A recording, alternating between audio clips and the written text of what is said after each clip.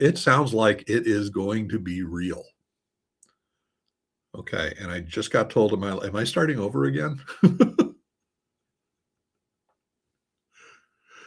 Okay. So, in any case, again, Bob Coppage, CEO, Crotchio Geek, Simplex-IT, and the like, and want to talk about AI. And here's the thing: this is not going to be your traditional AI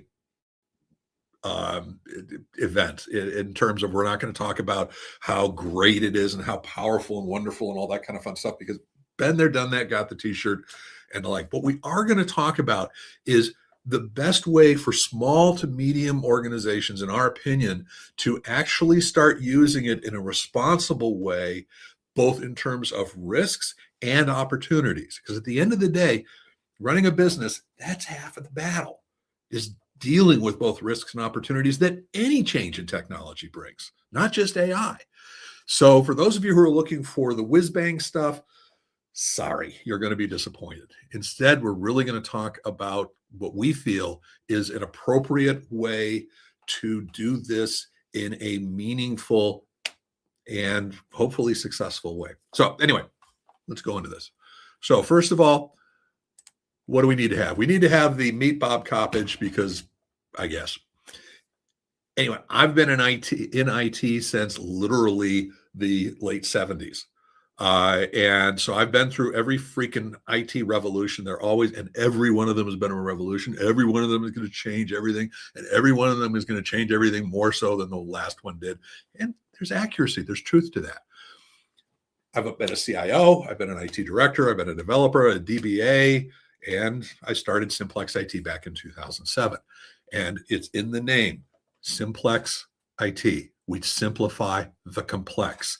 And in some ways, AI does a great job of both simplifying things and making things more complicated. So a lot of ways to reach out to me. Again, this is going to be interesting. Anywho, so what are we going to talk about? We're going to talk about AI implementation. And there's going to be a lot more business talking about and a lot less geek technology stuff. All right. So we're going to talk about the overview of the implementation strategy as we see as appropriate. We're going to talk about our framework, how we're approaching implementing AI, and really just going deeper into that, and evaluation and like, and then what are our outcomes? What are we looking to accomplish? So AI summary without the hyperfear.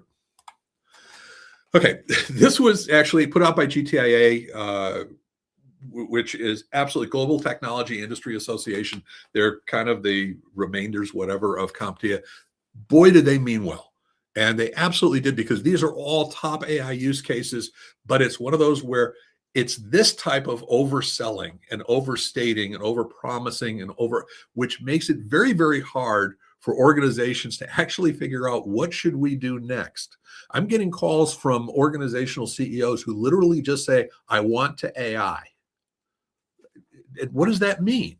Well, the problem is that a lot of the marketing and a lot of the stuff makes that sound like that's a meaningful question, but technically it isn't. And we'll talk about why. But this type of information, this type of drop down, or this type of AI is going to do this, that, it doesn't help the small to medium organizations in how you're going to make your stakeholders, your clients, your organization, your employees more productive and better because of using the technology. This stuff doesn't help.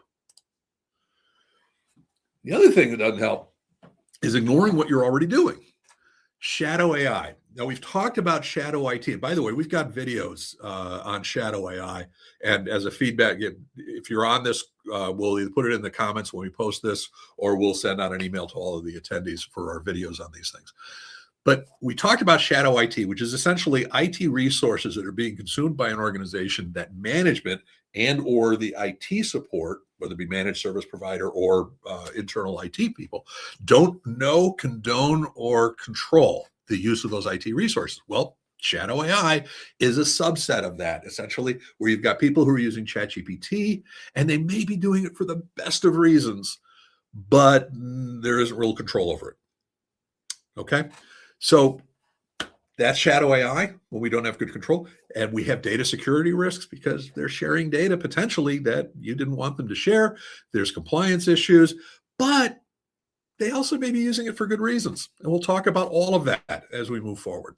By the way, we do have, depending upon how you're watching this, feel free to put a chat or comments if you have any questions in particular, and those should be forwarded over to me by somebody. So, questions, a pop-up that says questions. That's cool.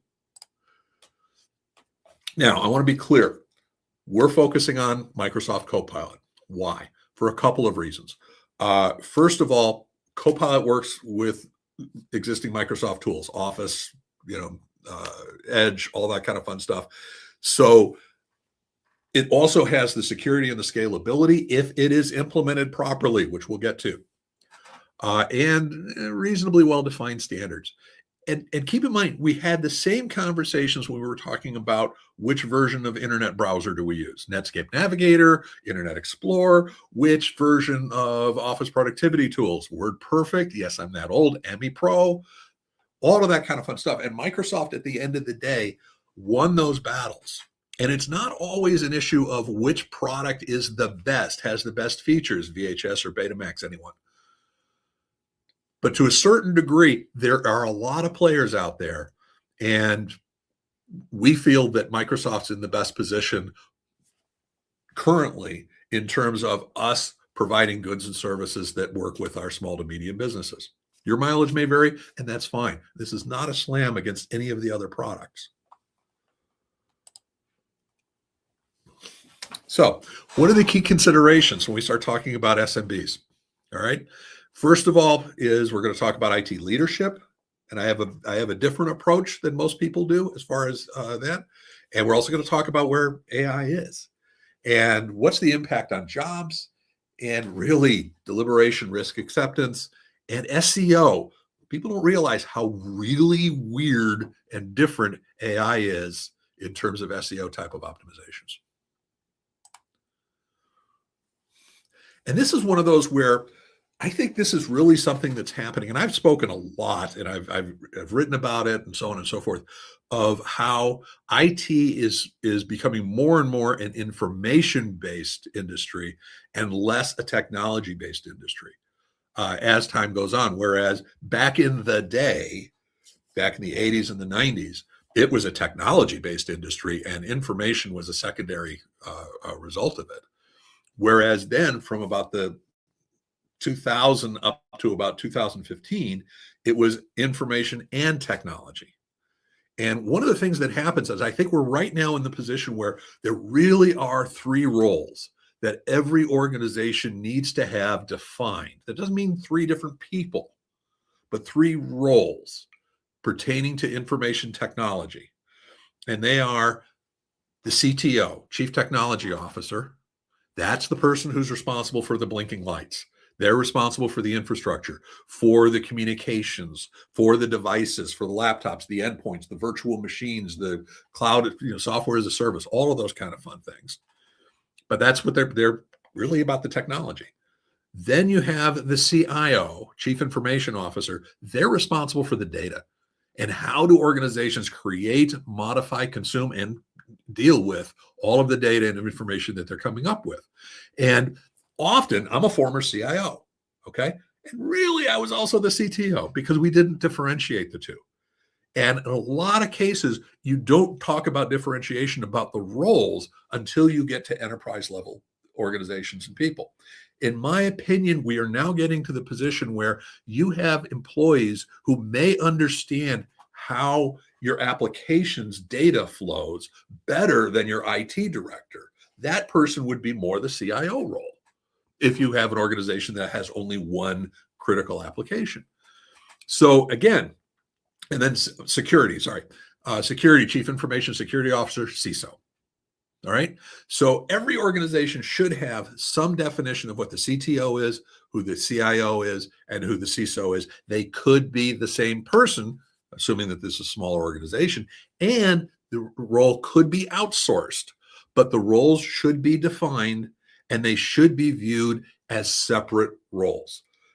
The biggest change here that I'm proposing is the true separation of the CTO and CIO when we talk about things. Because then when we talk about AI, we're really bringing the CIO in along these lines. Okay. For smaller organizations, for enterprise level, it's a different story. Okay. This is more of a mindset difference than anything else. And especially since in a lot of people in the IT business, we're still stuck in the T. We really know how to deal with servers and with endpoints and with desktops and with upgrades of operating systems, all that, but we're really not knowing how to deal with information. We don't know how to deal with BI. We don't know how to deal with big data. We don't know how to pull data sources from heterogeneous data sources or things along those lines. But we're in IT, so we probably can figure it out. So that's my takeaway on that one. The next is the state of AI. And this is something that I truly believe that AI today, 2026, is somewhere around 1996 in terms of the technological maturity of products in the 90s, such as the web, browsers, and critical enterprise level applications, my favorite one being ERP. And what was happening at that point is you had a ton of vendors who were showing up, a ton of consultants who were showing up, a ton of sky high, pie in the sky promises being made as far as all of this technology is going to do these wonderful things. Anybody remember pets.com? But it turned out as we move forward, organizations weren't ready to implement some of these things, especially ERP apps. The consultants weren't as experienced as we thought they were. The applications weren't as mature and resilient as we thought they were. So you had a lot of failure, both in terms of organizations that were implementing these things and organizations that were providing goods and services based on these things, and organizations, consultants, whatever, who would be the experts on these things. And so again, long live the memory of pets.com. So some of that led to the .com bubble that happened in the late 90s, around 2000, and insert comment about Y2K because that's fun. I think the same thing's going to happen here.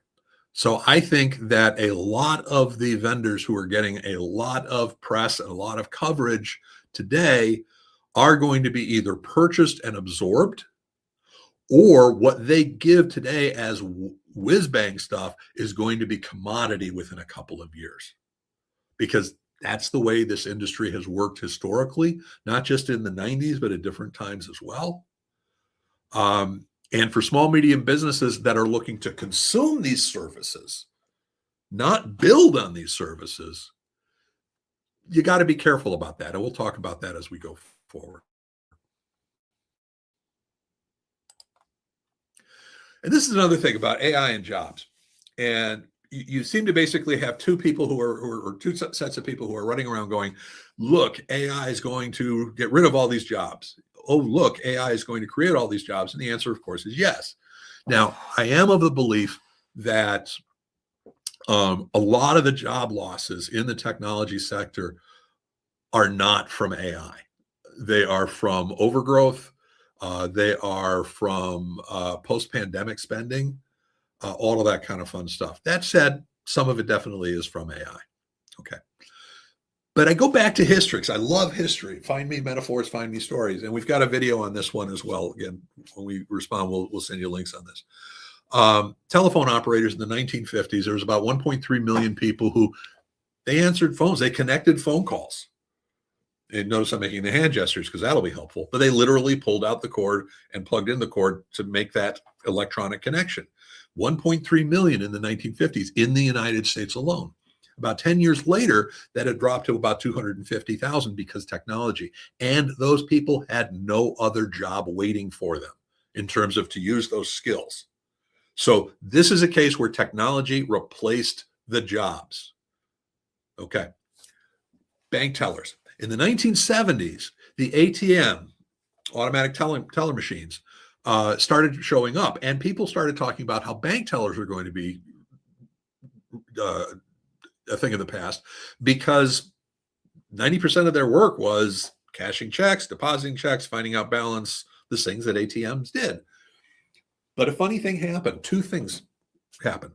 Number one was banks realized that they actually needed fewer tellers at a location so they could open smaller bank branches and spread out geographically, increasing, this is before online banking, but it increased their client base because they could have banks everywhere. That's why we have the small bank branches that we have now. Okay. So banks were incentivized to create a lot more branches so they have more tellers from that aspect. And the second thing is, since those tellers no longer had to do the mundane things, except for those of us who still wanted to talk to human beings, don't know why, think it's a bad idea. But so what ended up happening was the bank tellers could be trained to actually deliver better services and possibly even sell services to customers, because the ones who just wanted the common stuff, they were over at the ATM. So when you think about it from the stakeholder standpoint, stakeholder includes the bank. Banks benefited because they increased their customer base by having more locations. Plus, they got better employees to sell services and do higher level customer service. Banks won. Yay. Customers, yay. They could use the ATMs, get services by using the ATM, or they could go in and talk to the bank teller if they wanted to, if it was either too sophisticated for the ATM to handle, or they wanted to talk to a human. Again, silly idea. Yay, customers win. And then finally, the tellers won because the tellers were willing to learn new services. And because they did, they got paid more and there were more of them. So everybody, stakeholders win. Okay. Now, who lost? Bank tellers who were not willing to learn new skills. And honestly, every time a new layer of technology comes into play, that's the risk. Now, to be clear, there's going to be definitely stuff that goes across platforms, across verticals, and all that that's going to create these types of risks. But the question that you have for yourself is, for individuals, are you a bank teller or are you a telephone operator? And that's a tough question. So when we talk about AI, we need to understand the limitations that AI has and brings. And that includes, first of all, AI does what humans tell it to do. Now, you can make the case that, well, so do programs and the like. But in the case of AI, you've made it much easier for humans to tell AI what to do. Also, AI will access the data it can and potentially share that data in ways that you may or may not particularly want. AI isn't human, doesn't understand a lot of the nuances. And as always, free stuff ain't free. Okay. All of the things that we do, back when I was a kid, I watched TV. Yeah, that's so I could watch the commercials, because at the end of the day, that's what everybody wanted me to do, was to watch commercials. Today, it is so much more complicated than that. So a lot of the free AI, we're actually just providing it with information similar to, Google searches and the like. And whether we're providing it for data that it can actually consume or data that's about us, so it can then figure out what to send us as far as our attention goes. But at the end of the day, free AI is not free. And this one is fascinating. Web SEO is turning on its head. And keep in mind that when we talk about search engine optimization and the like, historically, it has been about keywords. You put in words, and the words are going to be weighed against what web pages have as far as using those words. Now, boy, am I simplifying this. And it'll just come back and give you a summary and say, maybe this is where you want. So when we talk about search engine optimization, we make sure that we load, as someone who has a website, we make sure that we load those websites with those words that people are searching for our services, for example. So it was very much word-based from the standpoint of how it would determine what to give you results. Okay. AI is different. AI is, you're asking for answers to questions, answers to prompts, however you want to define it. So what ends up happening is that you are asking a specific question, and that question comes back to you in the form of an answer. So if your website has a bunch of individual words, it really doesn't matter if those words don't answer the question. So content is king now. Content that answers questions, prompts that people are looking for. So the traditional website of just, hey, we're fantastic, come buy our stuff, isn't going to do as well when someone's looking for it from an AI perspective. Okay, how often does that happen? Well, towards the end of last year, the reports that I saw was telling us that roughly around just under 20% of people only used AI when they were searching, whereas over 60% of people at least sometimes used AI when they're searching. So here at Simplex IT, many of you know if you go to our site, simplex-it.com, or go to our YouTube channel, we do a ton of videos. I mean, I think we've done like 600 videos over the past 3 or 4 years. And most of them are educational. They answer questions. So we are really well positioned in terms of the content so that people who ask questions from an AI perspective are going to get answers based on our content that may or may not include links to our site. And there are things that you can do sort of similar to SEO that will help your AI, your content, show up better in AI searches, but it's different. Okay. And when you talk about pay-per-click is still pretty much word-based. This is why when you go to Google and use Google to search, you will see pay-per-click response, you will see uh, uh, search engine optimization response, and you'll see AI response, because it doesn't know exactly how you want your stuff to be given to you, which makes it confusing right now because everybody is trying to figure this out, including Google and including Bing and everybody else.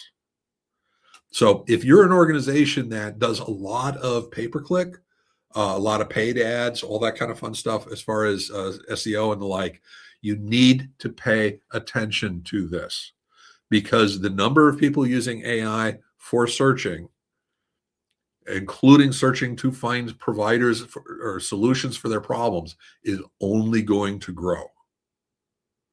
Okay, and there's actually some good resources in Northeast Ohio that provide services directly towards this. Reach out to us, we'll put you in touch with them, and we may do an event with them at some point down the line as well. So cool, and thanks Howard for the contrast comment. I love this. I love the nuance as far as the telephone operator and bank tellers. I just love finding situations like that. I mean, I actually was building a huge one between shipbuilders during the early 1940s from Japan versus United States, and methodologies there. I don't know what I ate that night, but it was not healthy. Now let's get back to shadow AI. When we talk about shadow AI, first of all, people are mostly doing this to do their job better. This is not a go after them. In most cases, small, medium businesses are implementing AI. Either they're not implementing it or they're doing it so in a vacuum or the like. So take a look at, and there's ways to, and we can discuss it, reach out to us. There's ways to find out if organizations are starting to use AI. Find out what they're doing, find out why. Obviously, if you have compliance issues or security issues that are at risk, you need to stop it, you need to, or modify it or whatever, but don't automatically punish people. Okay? Because these are people who are using these tools in theory to improve the delivery of goods and services for your organization. Okay? But we need to get them under control. So approach AI from a discovery standpoint and react accordingly. We're going to talk more about this when we start talking about our framework. And then evolutionary versus revolutionary. In my opinion, revolutionary implementation of AI is dangerous because, quite honestly, depending upon how you look at it, if you're going to start building agents, if you're going to start building intelligence systems and quality, all this kind of fun stuff, there's going to be assumptions that you're going to make about the maturity of your organization, maturity of your processes, and maturity of your data. And honestly, in my opinion, most organizations do not have that level of maturity yet. Now, if you do, that's great. Different conversation, and we can have so accordingly. But don't automatically assume that we're just going to bring AI across the board. Just like when somebody used to say 20 years ago, hey, let's implement ERP. What could possibly go wrong? And I've talked to a number of organizations who have implemented new vertical applications for their line of business that it looked like, it turns out your data has been corrupted for years, but it was corrupted in a way that your old system was okay with. Now it's not. So when we talk about evolutionary versus revolutionary, you just don't want to overwhelm your organization. It's change management. Okay. And the other thing is, remember what I was saying, we're back in the 90s.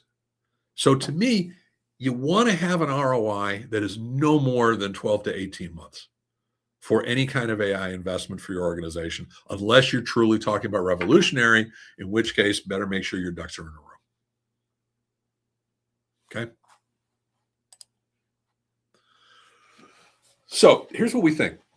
It's number one, incremental integration. Okay. Start small. You've probably all heard about the keep it simple, stupid. I'm a bigger believer in start it simple, stupid. Start getting your licks in as far as these are the easy AI implementations we're going to do. We're going to automate a couple of small risk things that are just going to be time savers. We're going to do some training.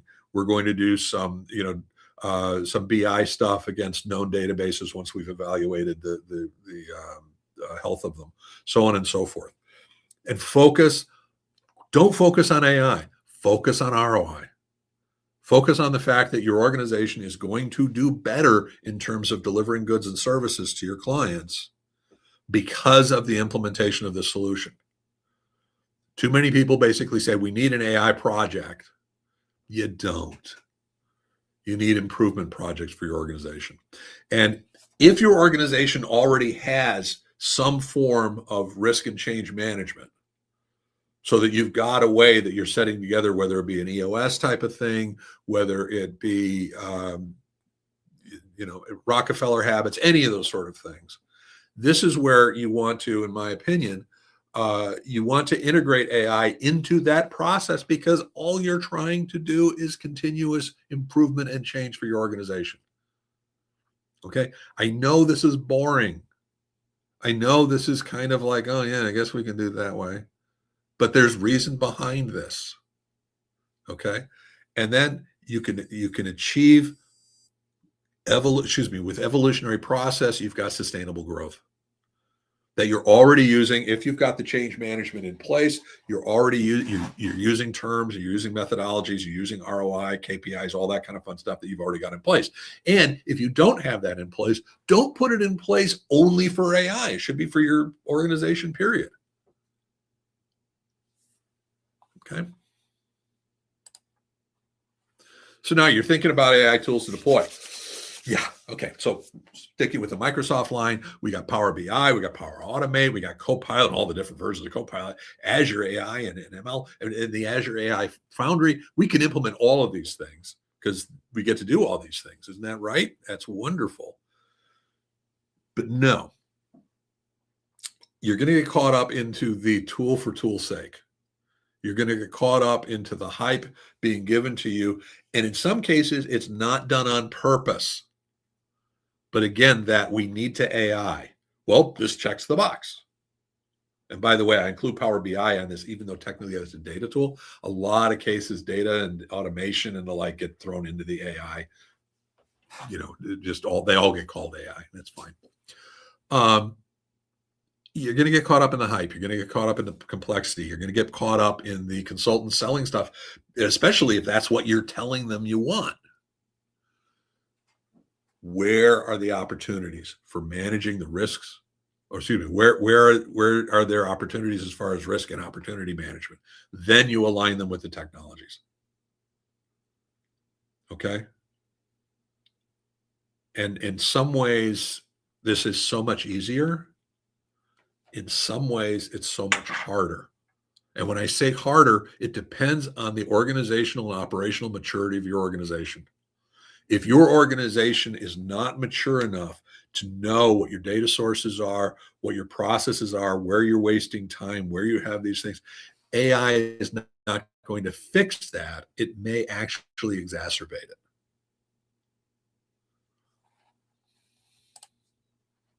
Okay.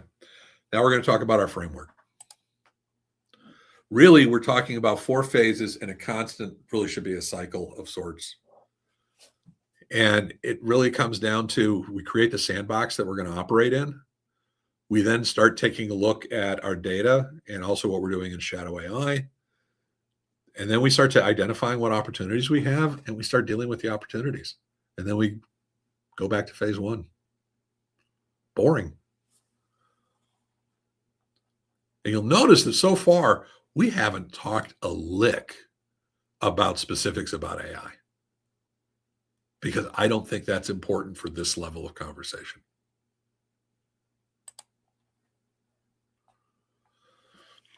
By the way, I would love to see comments if any of this is resonating with you, or if it's not. Let's see some comments if you could. So phase 1, the sandbox. At the end of the day, that's all we're doing is we're going to start overall project scope and objectives. That doesn't mean we need to go into the details, but overall, are we going to focus on revenue? Are we going to focus on quality? Are we going to focus on productivity? What are the things that we want to focus on? And then who are the stakeholders? By the way, you notice I use stakeholder a lot. I think shareholders are overrated. Okay.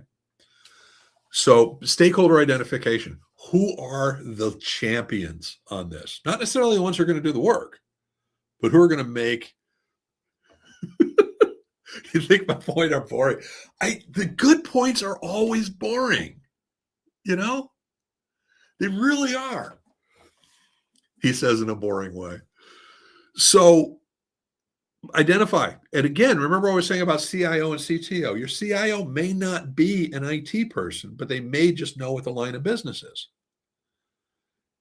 So it should be someone from top management, but it should be some other people too who have some resources and some time to spend on it. And then what are the timelines and milestones?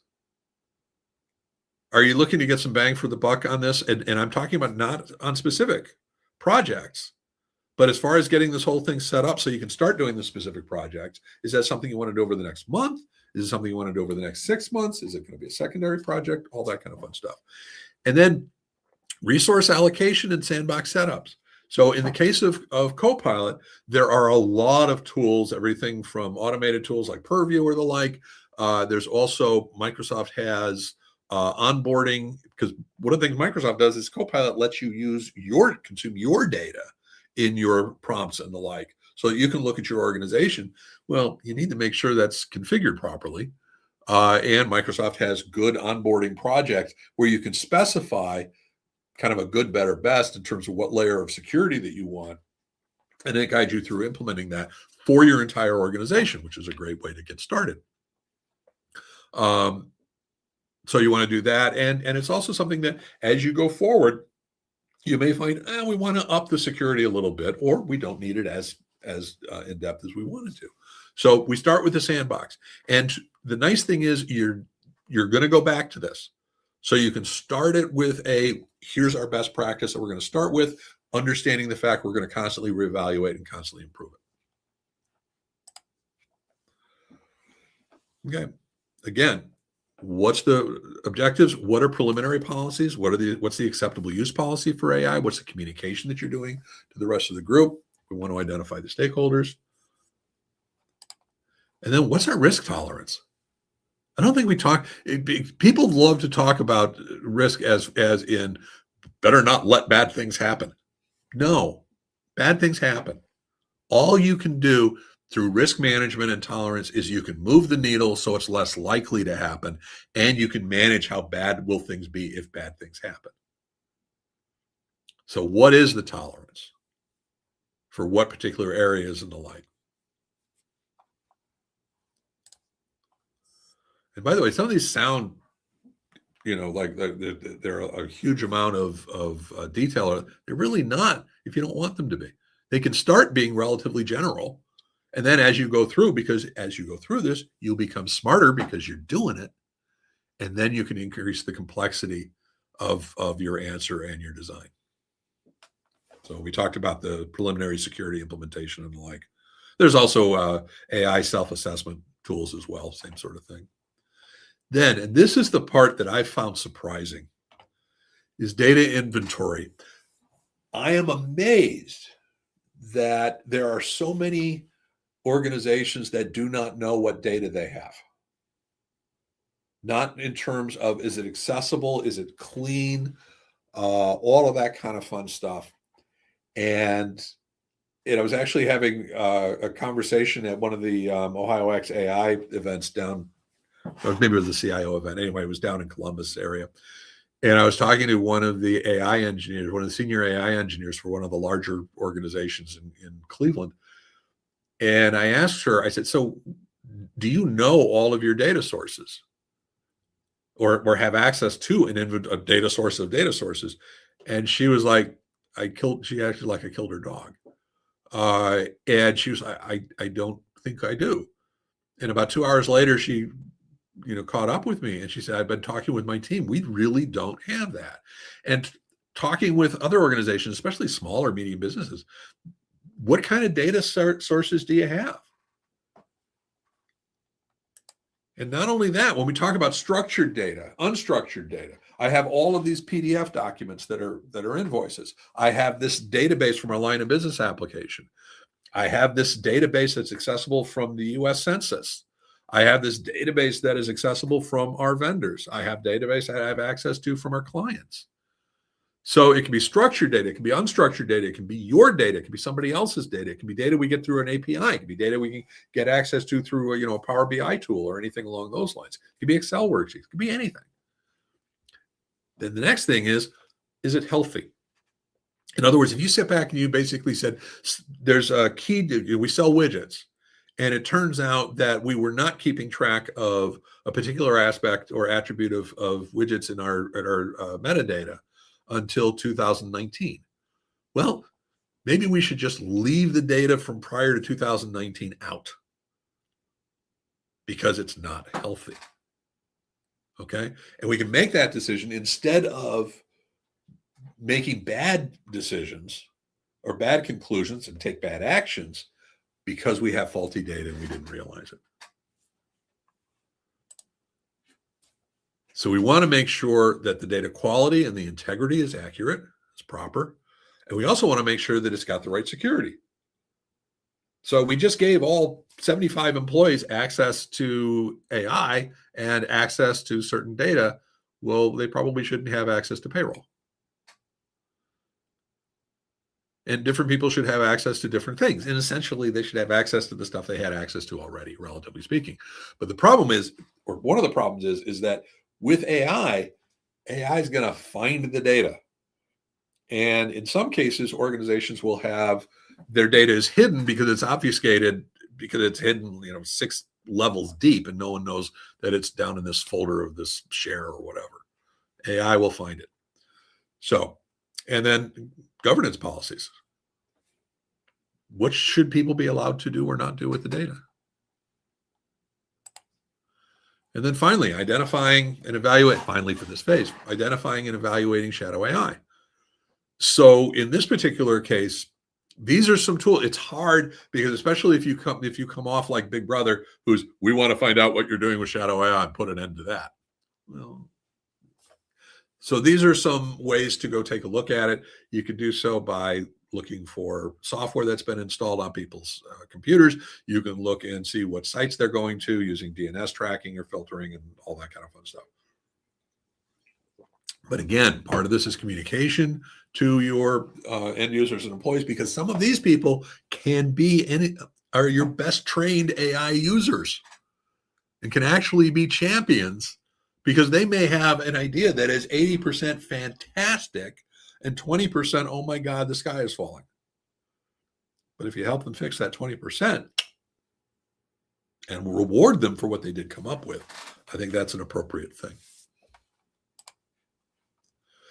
Okay, we've laid out our sandbox. We've implemented the appropriate layers of security. We've identified who's taking part in it. Then we've identified what the data sources are. We've identified what shadow AI stuff we're doing. Can we do some AI for the love of God? Now we talk about identifying opportunity. So in this, again, if your organization already has some form of change management, this should be part of it, where essentially you analyze business processes, quality control, data analysis, and you identify these are areas where we can improve things for the organization. And yeah, Howard, you're absolutely right as far as data legacy applications. And that's one of the challenges when you talk about tech debt is if the database, I mean, I am going to be talking to somebody in the next couple of days about migrating their GroupWise email. And they've been using GroupWise, which is, for those of you who don't know, ask your parents, was a Novell-based version of Exchange back in the 80s. And there's very little we can do as far as accessing that data today in a traditional way because the legacy application doesn't support it. And that's going to bring up interesting opportunities and risks because you can access the data, so we can't utilize that data, weaponize it. I hate the term, but it's appropriate. But if you upgrade to this new product, oh boy, you've got everything. You can access everything. So, but we need to look for these opportunities to do these things. Yeah, I know. And then we've got the opportunities, and we can rank the opportunities. Remember, we put that team together back in phase one. We can rank those opportunities both in terms of here's the cost, here's the risk, here's the value that we think we will get, whether it's appropriate, and then it's change management, baby. It's essentially all we're going to do is we're going to figure out whether or not it's worth us doing these things. So again, we're analyzing the process of quality control and look for use case. Then you prioritize them. And then once we prioritize it, we evaluate whether or not the models are going to work. We prioritize what we want to do, and we start implementing them. In which case, now we start talking about how we're actually going to use the AI. And quite honestly, there's a ton of webinars that'll go into those details.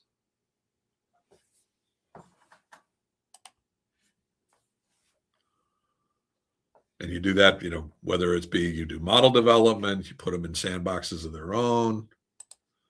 You then start evaluating the performance and the accuracy. And then you implement it and you adjust, you monitor it, you make sure it's doing properly, and you adjust it just like you would any other change management issue. And by the way, you may, through this process, identify opportunities to manage or risk management that don't involve AI. Yay! Doesn't matter. And that's it. So why are we doing this? Why are we talking about this? Because we want to streamline AI adoption for small to medium businesses. Okay, this is not for enterprise folks. This is not for companies who are looking to create an AI-based product or service that is dependent upon them developing significant skill levels and the like. This can ultimately grow into that, but it's not for the organizations looking to do that out of the gate. But by going this route, it streamlined it. It enhances your government of data and your quality management. You're dealing with the risk of shadow AI. You're aligning AI with the business goals without a whole bunch of mumbo jumbo defining it. And you're facilitating collaboration throughout the organization. And if you've got an existing change management strategy, it integrates with it. So, Simplex-IT, what can we do? First of all, we're not AI experts in terms of the full solution development, all that. We've got plenty of folks we know who are and the like, but honestly, most folks don't need it at this point. So, bottom line is, let's get a discovery call if there's interest in this, and then we'll give you a proposal for implementing phase 1 through 3. And then based on 1 through 3, we then identify which projects, if any, you want to implement. And these projects could be stuff that you do with your team, or we do, or collaboration between them, or we bring in somebody else. We don't care. We want the right services and the right tools. Okay. And then the idea is we come up with a continuous improvement process so that you then go back and you say, how do we need to improve the sandbox based on what we've learned? How do we need to update the data access that we've got? How do we need to take a look at the opportunity and risk review and update? And it basically keeps going. And by keeps going, we look for new opportunities. We look for embedding new technologies. We upgrade things, and we make it so it's AI is just part of the evolutionary process the organization goes through.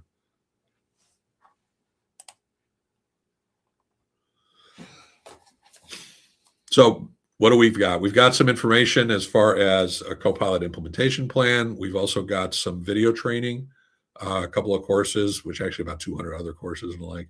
We've put together some very rough worksheets on this. And Microsoft actually has a decent Copilot prompt guidance. It actually works for every engine, not just Copilot.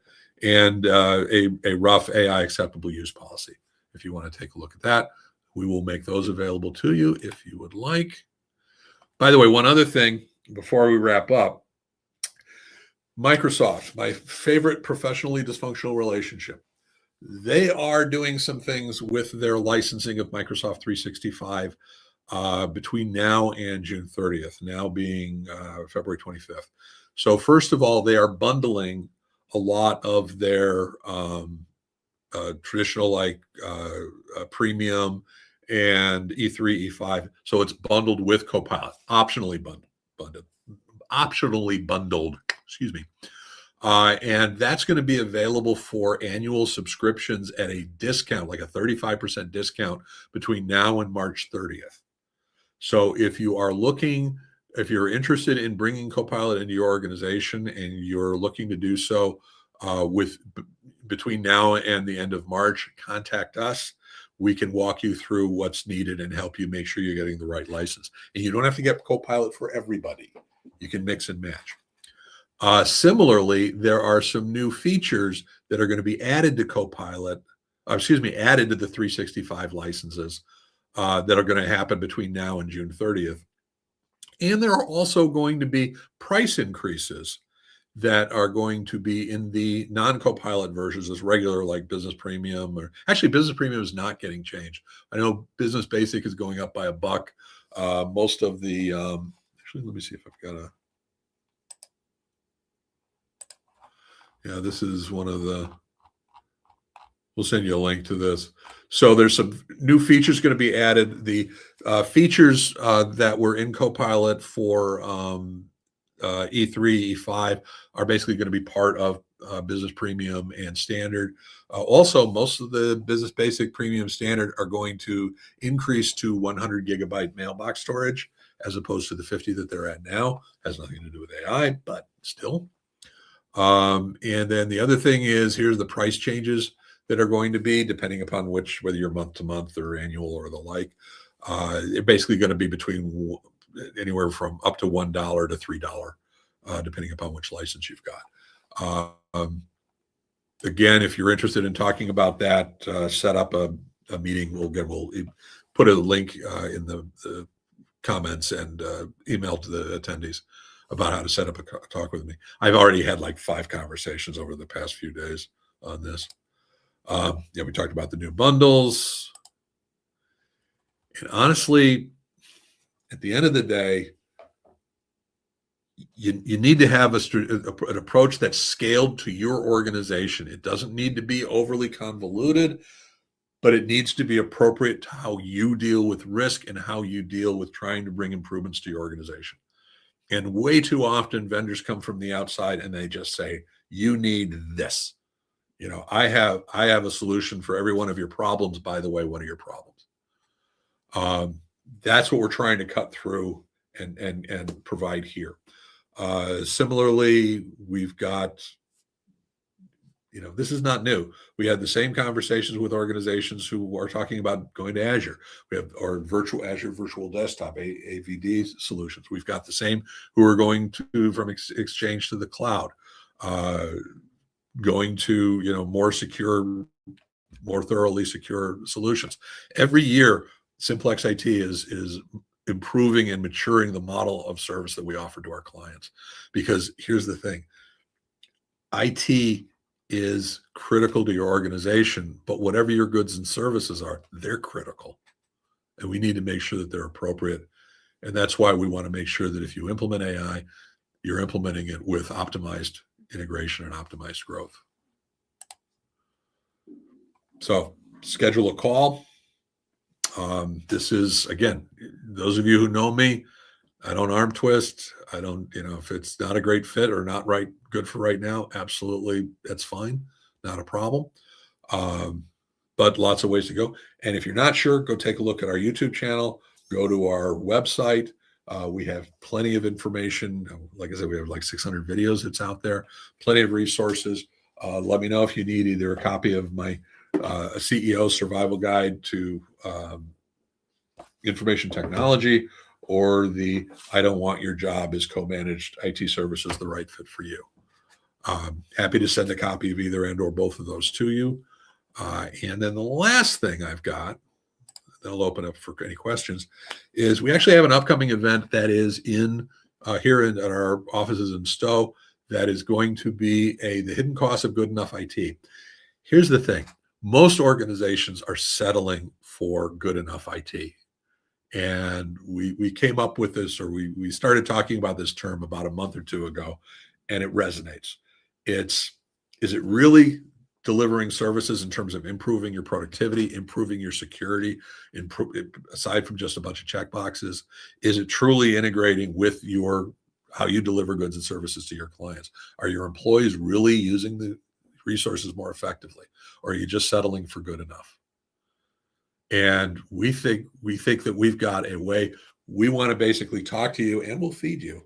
And we want to talk about how companies can actually improve their revenue, their bottom line, their effectiveness in terms of how you deliver goods and services to your clients by getting more out of your IT. And we're going to talk about that, just like I did not talk about the details of AI here.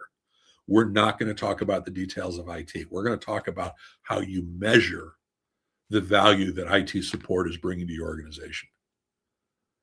Because we think we've got a compelling argument and compelling definitions to help assist you on that. So that's going to be on Thursday, March 26th from 4:30 to 6:30 here at the Stratford spot in Stowe. Would love to see you here. And again, should be fun. So with that is everything that I had to say. We had a couple of comments. I appreciate both Neolink and Howard. Any other questions, comments, anything along those lines?